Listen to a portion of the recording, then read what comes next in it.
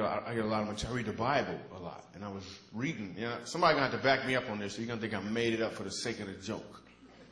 How many people know Jesus had a little brother? Right, anybody know his name? What's his name? James. I was reading that, I was like, wow. How much pressure was that?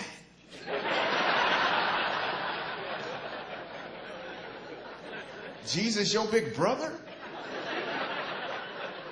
How many times do you have to hear, why come you can't be more like Jesus, James? Because everybody probably thought that James could do the same thing Jesus could do. But he couldn't. He was just James. He wasn't James Christ.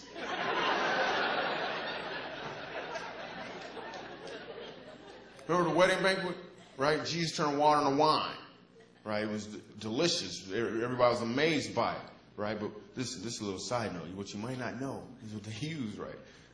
Where they got the water from was these things called water pots. And the water pots, they would set them at the door and people would dip their hands in them before they went inside. Now, they were out of wine, which means the place was full, which means the water was dirty.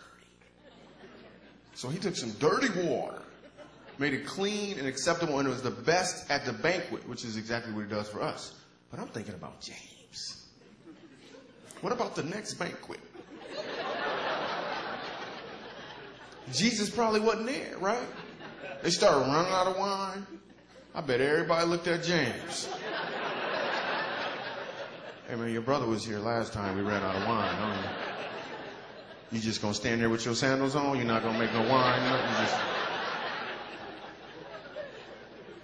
And you know how little brothers are. I'm sure everywhere Jesus went, James followed him. That's what little brothers do. If Jesus went there, so did James. I bet one time James almost drowned.